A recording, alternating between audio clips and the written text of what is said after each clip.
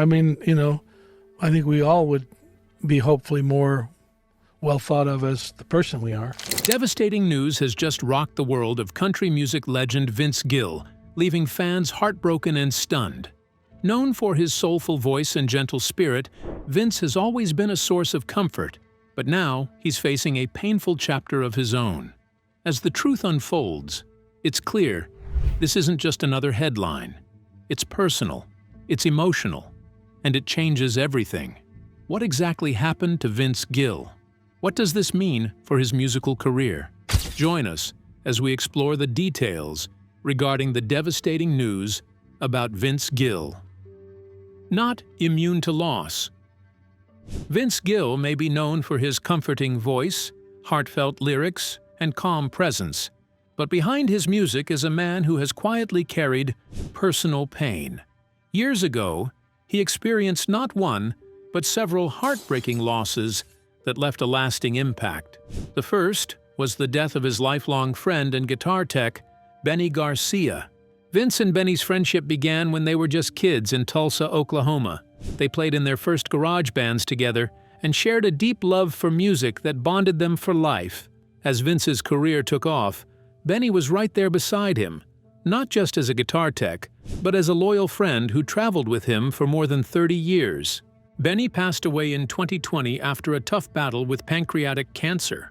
The news devastated Vince. He shared that their friendship had lasted 50 years, and losing Benny felt like losing a part of himself. Though Vince continued performing and smiling for fans, those closest to him knew he was grieving. Benny wasn't just a behind-the-scenes figure. He was loved and respected in the music world, working with artists like Crosby, Stills and Nash, the Dixie Chicks, Trisha Yearwood, and Reba McEntire. But that's not all. Many of country music's most powerful songs are rooted in real-life sorrow. Vince Gill's Go Rest High on That Mountain is one of the genre's most emotional tributes. The song was first inspired by the death of country artist Keith Whitley. However, it wasn't completed until several years later, following the death of Gill's older brother, who passed away from a heart attack. These two losses shaped the song into a message of mourning, remembrance, and hope. Nearly 3 decades after its release, the song still resonates. During the All for the Hall concert held in Tulsa, Oklahoma, on March 30th, 2024, Vince Gill performed the music once again, this time dedicating it to 2 more lives lost too soon.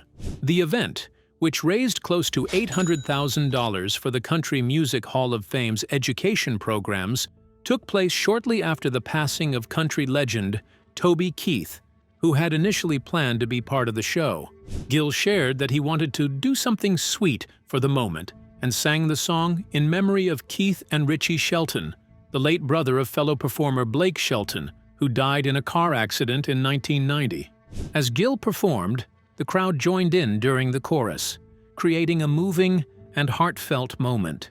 Go Rest High on That Mountain continues to stand as a timeless reflection on loss, demonstrating how music can offer comfort, honor memories, and connect people through shared grief. Now Gill is facing a personal issue of his own, one that would determine the future of the legacy that he had built for years.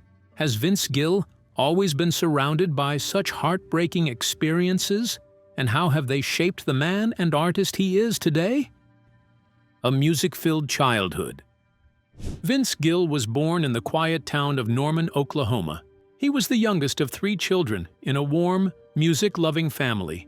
His father, Stan, was a respected judge with a deep passion for music. He played both the guitar and banjo, and lovingly passed those skills on to Vince. His mother, Jareen, was a sweet-voiced harmonica player who often sang around the house. Music filled their cozy home, especially when the family gathered around the radio to enjoy the Grand Ole Opry or lively rock and roll tunes. Vince picked up his first guitar, an old one that belonged to his grandmother, when he was just 5. He proudly learned to play Old Shep. By 8, he and his half-brother Bob were performing cheerful songs like Long Tall Texan on a local radio show. Vince also took lessons from a kind neighborhood musician named Julian Atkins. At school, he would often bring his guitar to show and tell, playing songs like the House of the Rising Sun, and impressing classmates with his raw talent. As a teenager, Vince's love for music exploded. He eagerly taught himself to play several instruments, including the dobro, fiddle, banjo, mandolin, and bass guitar. His curiosity for bluegrass grew stronger after meeting a fellow music lover who played the mandolin. This spark led him to form his first band, Mountain Smoke, after high school.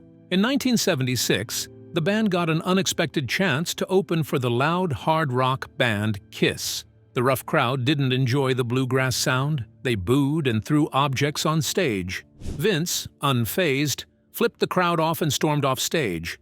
Though the group soon broke up, the bold experience left a lasting mark. Vince then moved to Kentucky, where he played with two respected bluegrass groups, Bluegrass Alliance and Boone Creek, which included future country star Ricky Skaggs.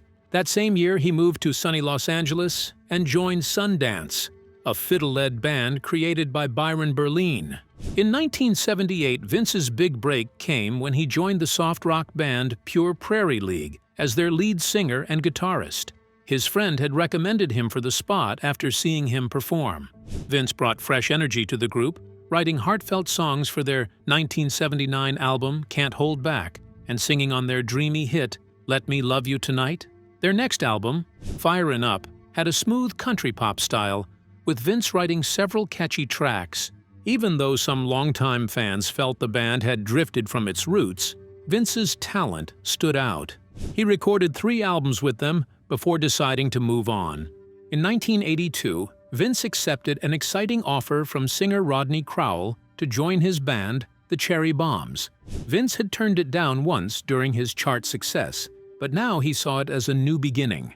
He later played guitar for Rosanne Cash, Crowell's wife at the time, and by 1983, Vince made a smart move to Nashville, the heart of country music, where his true journey would begin. What new chapter did this fresh beginning open in his life? The solo journey. In 1983, Vince Gill was ready to begin his solo career. When he first stepped into the spotlight as a solo artist, he was already known among musicians as a gentle, golden-voiced talent. His close friend Tony Brown, who had once played alongside him, saw that Vince was something special.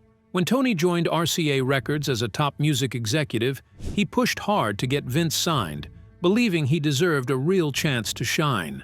At first, Vince's early solo albums didn't make much of a splash. The songs were heartfelt and beautifully sung, but they didn't catch fire with the public. Still, Vince stayed calm and steady, pouring emotion into every lyric and never giving up.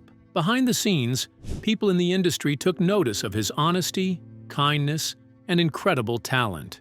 Everything changed when he moved to a different record label, MCA Nashville. There, he teamed up again with Tony Brown, who had also made the move. Together, they found the magic that had been missing. Vince began releasing music that struck a deep chord with listeners.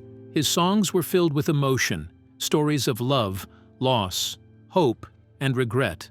Also, people couldn't get enough of that warm, honest voice. His big breakthrough came with a heartbreaking ballad that showcased everything he had to offer: gentle strength, emotional depth, and a voice full of soul. The song turned him into a household name. Fans who had never heard of him before were suddenly singing along. Vince had finally become the star his friends always knew he could be. But success didn't change him. He stayed grounded, humble, and devoted to the music. He became known for his beautiful guitar playing, his thoughtful lyrics, and his ability to make even the biggest arenas feel like an intimate gathering. He kept writing and performing songs that touched people deeply, often drawing from his own life experiences. As the years rolled by, Vince collected awards and honors, but he never stopped growing. He stayed true to his roots, blending traditional country sounds with heartfelt storytelling. Each album showed a new side of him, wiser, more reflective, and still full of heart. He didn't chase trends or try to sound like anyone else. He let the music speak for itself. Outside the studio, Vince became a beloved figure in the country music community. He was the kind of artist other musicians looked up to, not just for his talent, but for his character. He often lent his voice and guitar, to other artists' songs, always generous with his time and encouragement. Through it all, Vince Gill's progress was quiet but powerful. From those early days of struggling to break through to becoming one of the most respected names in country music, he carved a path built on patience, passion, and pure talent. His story is one of steady growth, deep emotion, and a lasting connection with fans who feel like they've grown up with him. Vince didn't limit himself. He also tested the waters and worked with other talented singers. How did this decision work out for him? No career limits. Vince isn't just known for his heartfelt songs, but also for his incredible talent in working with others. Whether he's singing harmonies, writing songs, or playing guitar, Gill brings a warm, soulful touch to every collaboration.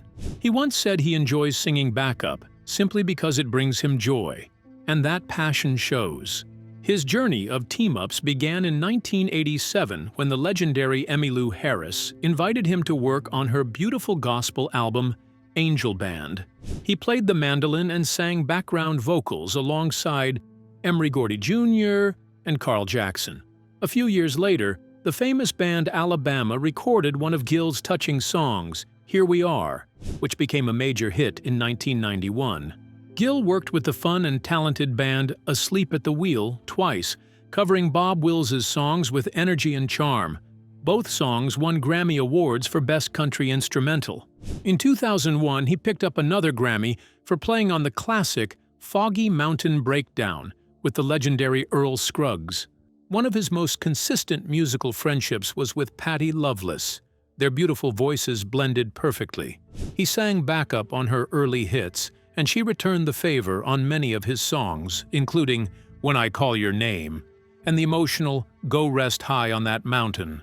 Gill also teamed up with Amy Grant for the catchy and romantic duet House of Love, which became a top 40 pop hit. That same year, he did something fun and surprising. He sang Daydream with Kermit the Frog for a Muppets album. It was a light-hearted tune that even charted in Canada. Just a year later, he sang a duet with Dolly Parton on her famous hit, I Will Always Love You. It became so popular on the radio that it climbed the charts alongside Gill's hit at the time. He also co-wrote the emotional song You Just Get One for Ty Herndon, and later played on Jeff Wood's version with crisp guitar and sweet mandolin sounds. Vince Gill's long list of collaborations proves he's more than a solo star, building a legacy that will forever live on. What exactly makes Vince stand out from other artists? An exceptional musical legacy. Vince Gill is admired for his tender tenor voice, masterful guitar skills, and his wide range of musical influences. His singing has a smooth, emotional tone that touches listeners deeply, and his guitar playing is known to be crisp, expressive, and full of rich emotion. In 1998, editors of the Encyclopedia of Country Music described him as one of today's biggest country superstars, praising his soulful voice, award-winning songwriting, and brilliant guitar abilities that could match the very best in Nashville. Gill's voice carries a style inspired by bluegrass, especially in the way he phrases his lyrics with care and grace. Steve Huey of AllMusic called Gill one of the most respected musicians in the history of country music. He said Gill's early songs helped shape the neo-traditional country sound that became popular in the late 1980s and early 1990s. His work with bands like Pure Prairie League and the Eagles also showed his love for music beyond country, adding rock and folk influences to his sound. Sarah Rodman of Entertainment Weekly gave Gill a glowing description, calling him the Oklahoma native with the tenor kissed by angels and the guitar skills of a man who made a deal with the devil. She admired how he connected classic country artists of the past with fresh, modern voices of the future. Give me the chance to prove. Many see Gill as a strong link between different generations of country music. Jeffrey Rems from Country Standard Time described Gill as a fine singer with a sturdy, reliable tenor voice and top-level guitar talent. Thanks to his growing success, he began touring heavily with concerts that sometimes lasted 3 whole hours. He gave his audience more than just music. he gave them his heart. Joe Basso of Guitar World said Gill's guitar solos were virtuosic and sweetly expressive, whether he used flat-picking or fingerstyle techniques. Gill humbly said he only plays what's necessary, focusing on feeling over flash. Gill has said that Merle Haggard was one of his biggest influences, praising him as the greatest singer and a writer of poetic lyrics. He also grew up listening to strong female voices like Patsy Cline and Kitty Wells. Outside of the country, Gill admired Bruce Springsteen and John Fogerty for their honest, raw music. Gill believes his songwriting is marked by simplicity, which he values highly. Many of Gill's songs are written by him, more than most artists. Some of his ballads, like When I Call Your Name, became major hits, but upbeat tunes like Liza Jane and One More Last Chance also charmed fans. Younger musicians admire him too. Jason Sellers once played bass in Gill's band and even filled in for him at shows. Charlie Worsham, another talented artist, learned his first song from Gill and later received a custom guitar from him, a gift he'll never forget.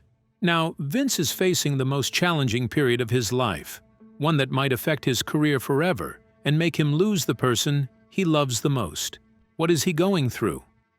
Recurring health challenges. Since 2020, Amy Grant, Vince Gill's wife, has faced a long list of serious health problems, including a rare heart defect, a traumatic brain injury, and painful surgeries on her throat and shoulder.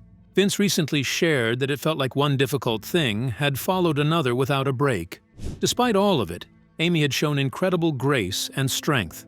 Amy admitted that she had leaned on Vince throughout the journey, though she didn't always realize it. She said it had become second nature to count on his calm and steady presence. Vince had a peaceful strength that gave her comfort in the darkest moments. Their ordeal began unexpectedly in 2020, when Vince himself was feeling short of breath going upstairs. He went to get checked out and was told by the doctor, with a bit of humor, that his heart was terrific. He was simply out of shape. Vince had laughed at the remark and recalled how the doctor then turned to Amy and suggested she get some tests, too. At first, Amy hadn't wanted to. She insisted she felt fine. But the doctor, aware of her family's heart history, had gently insisted. Eventually, she agreed. The test results had shocked them both. Amy had a rare heart condition known as PAPVR, which required urgent surgery. Vince remembered that the doctor had warned it could become life-threatening without treatment. Amy underwent open-heart surgery in June 2020. Because of COVID-19, Vince couldn't stay in the hospital during the procedure. He had admitted that leaving her there alone had been incredibly hard. He recalled the moment he was finally allowed to see her afterwards. She had still been under anesthesia, but he had seen peace on her face. That moment had reassured him. She was going to be all right. Vince revealed that the pandemic had cleared his schedule, allowing him to stay close and care for Amy during her recovery. He expressed admiration for the way she had faced every challenge with courage and kindness. Each time she had to recover, he had seen how determined she was. In 2022, Amy suffered a serious bike accident. She had hit a pothole, fallen hard, and been knocked unconscious. He had rushed to her side, canceling shows to be with her. At a concert the following week, he had told the audience that Amy was improving. He introduced their daughter, Corina, who performed a touching version of his Grammy-winning song, changing the words to When My Mama Prays. Amy later admitted that her recovery had been emotionally challenging. She had worried she might never return to her old self. Regardless of her fears, Vince had reminded her to take things one day at a time and had told her that they were still together and he loved her. However, the strain of this series of events had taken a toll on Vince. Especially with the loss he had encountered in his past, losing another person he cherished in the world would have a drastic effect on not only his career, but his health. What are the updates on Amy Grant's health? Is Vince Gill considering taking a break from the spotlight to focus on what truly matters? Family? Share your thoughts with us in the comments section. Remember to like, share, and subscribe for more. Also, click the next video showing on your screen. You will enjoy it.